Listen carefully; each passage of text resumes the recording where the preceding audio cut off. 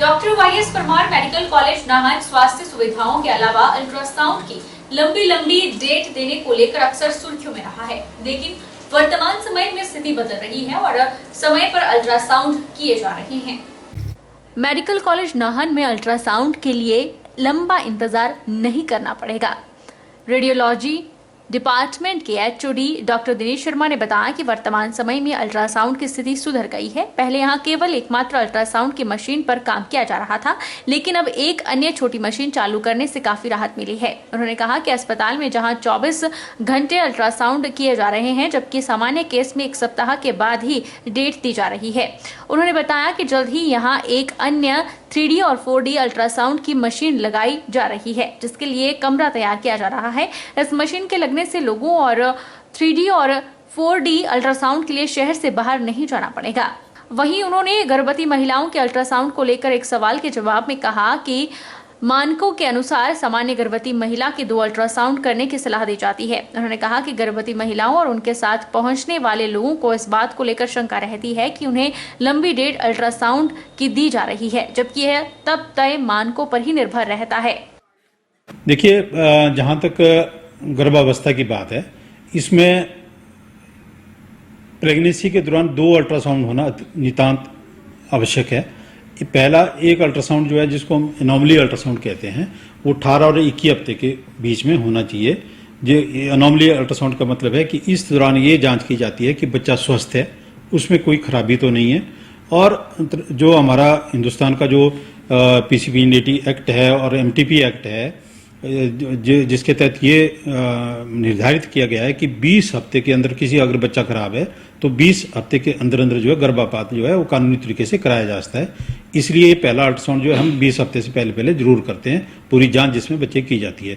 दूसरा अल्ट्रासाउंड जो है, जो बिल्कुल जरूरी रूटीन में करना जरूरी है, वो है 32 और 36 हफ्ते के बीच में, जिसमें ये देखा जाता है कि बच्चे की ग्रोथ ठीक हो रही है, उसका विकास सही हो रहा है, जो बच्चेदानी के अंदर जो पानी है वो बिल्कुल जिस मात्रा में होना चाहिए वो है कि नहीं है। और इसके अलावा जो अगर किसी दूसरी अगर इमरजेंसी है, किसी को खून का रिसाव हो जाता है, कोई ऐसा लगता है कि कहीं गर्भपात तो नहीं हो रहा है, उस परिस्थिति में भी इमरजेंसी की उसमें अल्ट्रासाउंड किए जाते हैं। नेहरू युवा केंद्र सोलन के द्वारा उत्कृष्ट युवा मंडल पुरस्कार के लिए पिछले वित्तीय वर्ष की गतिविधियों के ऊपर युवा मंडलों से आवेदन मांगे जा रहे हैं। इसके लिए कोई भी पंजीकृत युवा मंडल जिसने वित्तीय वर्ष 1 अप्रैल 2021 से 31 मार्च 2022 तक युवा मंडल द्वारा विभिन्न सामाजिक, खेलकूद, स्वच्छता अभियान, पर्यावरण संरक्षण, पोषण माह, स्वास्थ्य एवं स्वरोजगार संबंधी कार्यक्रमों का आयोजन किया हो, वो इस पुरस्कार के लिए आवेदन कर सकते हैं।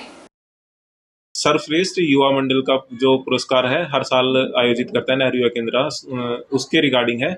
इसमें ये है कि जो 2021-22 में किसी भी युवा मंडल ने कुछ भी कार्य किया है, कुछ सामाजिक कार्य किया है, अपने गांव के उत्थान के लिए कुछ कार्य किया है, उसके रिगार्डिंग वह युवा मंडल एक अपना फाइल तैयार करेगा, जिसके लिए उसे जो जिला स्तर पर है पुरस्कार दिया जाएगा। जिला स्तर पर पुरस्कार की राशि है वो 25,000 है, तथा जो जिला स्तर पर होगा उसे सिलेक्ट होगा, उसे राज्य स्तर पर भेजा जाएगा। राज्य स्तर पर यह पुरस्कार की राशि 75,000, 50,000 और 25,000 है। और जो राज्य स्तर पर सिलेक्ट होगा उसे नेशनल स्तर पर भेजा जाएगा, जहां पर पुरस्कार मनी 3 लाख, 2 लाख और 50,000 है। इसमें आवेदन के लिए आप 8 तारीख तक नेहरू युवा केंद्र सोलन के कार्यालय में आके अपने फॉर्म जमा करा सकते हैं और फॉर्म के साथ अपनी फाइल भी जमा कराएं। ये सारा ऑफलाइन है। इसमें यूथ क्लब आवेदन कर सकता है, जितने मर्जी यूथ क्लब आवेदन कर सकते हैं, लेकिन आवेदन करने के लिए 8 तारीख से पहले आप यहाँ पर कार्यालय में आके अपनी फाइल जमा कराएं। जिला प्रशासन ने पुलिस और नगर निगम के साथ शहर में जाम की स्थिति से निपटने को लेकर अभियान छेड़ा है। मंडी शहर में बेतरतीब ढंग से वाहनों की पार्किंग कर जाम की समस्या को दुकानों के आगे अतिक्रमण कर राहगीरों के लिए मुश्किलें खड़ी करने वालों पर एसडीएम सदर शिकंजा कस रही है और चालान कर ऐसे लोगों को सबक भी सिखाया जा रहा है। मंडी शहर में बेतरतीब वाहनों की पार्किंग और दुकानों के आगे अतिक्रमण करने वालों की शिकायत प्रशासन के पास आ रही थी। ऐसे में राहगीरों के लिए मुश्किलें खड़ी करने वालों पर एसडीएम सदर शिकंजा कस रही है और चालान कर ऐसे लोगों को सबक भी सिखाया जा रहा है। एसडीएम सदर रितिका जिंदल ने कहा कि मंडी शहर में बेतरतीब ढंग से वाहनों की पार्किंग कर जाम की समस्या और दुकानों के आगे अतिक्रमण करने वालों पर प्रशासन लगातार सख्त कार्रवाई कर रहा है और सरप्राइज विजिट कर चालान भी काटे जा रहे हैं। उन्होंने कहा कि बीते दिनों में उन्होंने पुलिस के साथ महामृत्युंजय से रामनगर और पुलघराट तक औचक निरीक्षण कर करीब 30 वाहनों के चालान काटे। सड़कों के दोनों ओर दोपहिया और चौपहिया वाहन बेतरतीब ढंग से लगे थे। इस कारण ट्रैफिक जाम की समस्या पैदा हो रही थी। इससे राहगीरों का गुजरना मुश्किल हो रहा था। उन्होंने कहा है कि इस तरह का निरीक्षण आगे भी जारी रहेगा। अतिक्रमण और ट्रैफिक नियमों की अवहेलना करने वालों से सख्ती से निपटा जाएगा। हमें ऐसा वेट नहीं करना चाहिए कि कोई बड़ा स्केल का एक्सीडेंट होगा तब हम जो है वो प्रतिक्रिया करेंगे। ऐसा नहीं होना चाहिए। हमें प्रिवेंटिव मेजर में काम करना चाहिए। तो प्रिवेंटिव मेजर में हमने एक मुहिम छेड़ी है, प्रशासन और पुलिस ने मिलके, कॉर्पोरेशन को, नगर निगम को साथ लेके, कि जितना ये एनक्रोचमेंट हो रखा है, जितने इलीगल व्हीकल्स जो भी पार्क्ड हैं फुटपाथ पे, रोड पे इनफैक्ट, जिसकी वजह से काफी जाम लगता है, लोगों को इनकन्वीनियंस होती है। यदि आप देखेंगे हॉस्पिटल रोड, जेल रोड, भ्यूली पुरानी मंडी जो है वो जैम पैक्ड रहता है। आप मगवई को देख लीजिए, मतलब लोगों को पहले ही टेंशन हो जाती है, घर से बाहर निकलना है तो भैया जाम होगा। सो ऐसा नहीं होना चाहिए, बिकॉज किसी को भी घर में इमरजेंसी हो सकती है। So we need to have our roads clear. तो इसलिए ये जो कैंपेन चलाया गया था, सो डेली सरप्राइज वे में हम कोई एक रोड पकड़ते हैं। लाइक ऑफ लेट हमने 2-3 दिन पहले आई थिंक मगवई में हमने काफी चालान काटे थे, फिर उसके बाद जेल रोड में काटे हैं। तो सरप्राइज विजिट हम लोग करते हैं। जो हमें इलीगली पार्क्ड व्हीकल्स मिलते हैं, एनक्रोचमेंट्स होती हैं। शहर के सभी वार्डों और गलियों में चालकों द्वारा बेतरतीब ढंग से वाहन पार्क किए जा रहे हैं। इसके अलावा दुकानदार भी दुकान के आगे पैदल रास्ते पर सामान रखते हैं, जिस कारण राहगीरों को चलने में परेशानी आती है। उन्होंने कहा कि प्रशासन को सख्त कार्रवाई न करनी पड़े, इसलिए लोग खुद अपनी जिम्मेदारी को समझते हुए नियमों का पालन करें। नो पार्किंग जोन में गाड़ी न लगाएं, पैदल चलने वाले रास्ते पर अतिक्रमण करते हुए दुकानों में सामान न रखें। आपने देखा होगा काफी शॉप्स हैं, if you see Bhootnath, Chauhata, चंद्रलोक गली, महाजन बाजार and Indira market for that matter, so people market जिसको भी बोलते हैं। सो इन लोकल लैंग्वेज जितनी दुकानें हैं भाई, दुकान खाली छोड़ गए, मतलब फुटपाथ पे सामान सबने लगा रखा है। So which is quite not good as far as the traffic and law and order condition is concern. सो मैंने ये रिक्वेस्ट भी की थी व्यापार मंडल से कि काइंडली आप बोल दीजिए सारी दुकानों के कि भैया अपना सामान जो है वो दुकानों के अंदर ही लगाएं, बाहर फुटपाथ पे कृपया ना लगाएं। बिकॉज हर चीज की अपनी इंपॉर्टेंस है। दुकान बनी है दुकान का सामान लगाने के लिए, फुटपाथ है लोगों के चलने के लिए, और सड़क है व्हीकल्स को ले जाने के लिए। बिकॉज अगर हम एक दूसरे की जो स्पेस है उसको इंक्रोच करते रहेंगे, so definitely there will be a tussle for that. But ये मुहिम जो है वो लोगों ने, आई एम वेरी हैप्पी कि अप्रिशिएट किया है, लोगों ने साथ दिया है। मुझे बहुत खुशी होती है कि जब हम ऐसा चलान पे निकलते हैं, बहुत बुजुर्ग लेडीज आते हैं, बच्चे आते हैं, वो थैंक यू बोल के जाते हैं कि मैम थैंक यू, आप ये क्लियर करा रहे हैं ताकि हमें चलने के लिए जगह बचे। नाहन शहर समेत आसपास के क्षेत्रों और नेशनल हाईवे पर बेसहारा पशुओं की तादाद में लगातार इजाफा हो रहा है। जहां शहरवासी परेशानी झेल रहे हैं, तो वहीं नेशनल हाईवे और संपर्क मार्गों पर ये बेसहारा पशुओं के झुंड हादसों को न्योता दे रहे हैं। नगर परिषद के कार्यकारी अधिकारी संजय कुमार तोमर ने बताया कि शहर में लगातार बढ़ती बेसहारा पशुओं की संख्या को देखते हुए नगर परिषद में बेसहारा पशुओं को पकड़ने का अभियान शुरू किया था। बीते दिनों में करीब 55 पशुओं बेसहारा पकड़कर अलग अलग गौशाला भेजे गए हैं। लेकिन एक बार फिर अब शहर में बेसहारा पशुओं की संख्या बढ़ गई है, जिसको देखते हुए एक बार फिर नगर परिषद बेसहारा पशुओं को पकड़ने के लिए कार्य शुरू करेगी।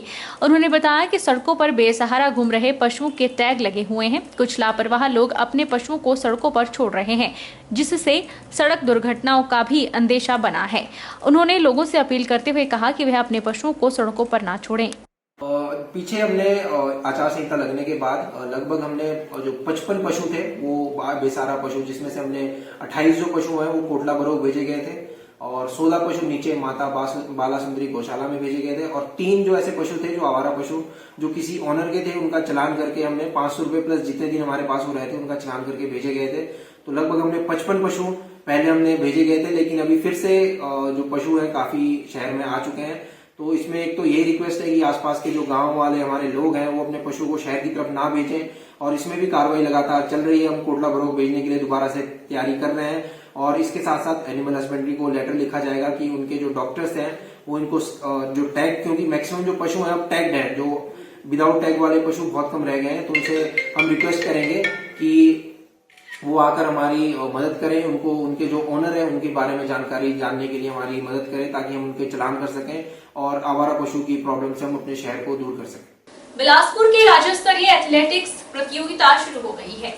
प्रतियोगिता के शुभारंभ मौके पर शिक्षा विभाग के संयुक्त निदेशक हरीश कुमार ने विशेष रूप से शिरकत की। इस दौरान उन्होंने खिलाड़ियों को कड़ी मेहनत करने का आह्वान किया। उन्होंने कहा कि खिलाड़ियों को खेल भावना से खेलना चाहिए। खिलाड़ियों से आह्वान किया कि खिलाड़ी कड़ी मेहनत कर अपने जिला और प्रदेश का नाम रोशन करें। मैं चाहता हूँ कि ज़्यादा से ज़्यादा उसमें भाग लें, जीत हार को एक समान माने। किसी की जीत होगी, किसी की हार होगी, पर जो बच्चा अच्छा प्रदर्शन कर रहा है उसका हौसला बढ़ाएं। क्योंकि हमारा स्टेट लेवल का टूर्नामेंट है, तो टोटल 12 ज़िले जो हैं इसमें पार्टिसिपेट कर रहे हैं। और जहाँ तक खिलाड़ियों की संख्या का प्रश्न है, तो टोटल 387 खिलाड़ी जो है इसमें भाग ले रहे हैं। उसमें से 222 जो हैं लड़के हैं और 165 जो हैं और लड़कियां जो है इसमें लड़कियां खिलाड़ी जो है इसमें पार्टिसिपेट कर रही हैं। इसमें हमारा ट्रैक एंड फील्ड्स हैं। ट्रैक में रेसेस होती हैं और फील्ड में जंप्स होंगे, थ्रोज होंगी। तो टोटल बॉयज़ के लिए 16 इवेंट्स हैं और गर्ल्स के लिए 15 इवेंट्स हैं।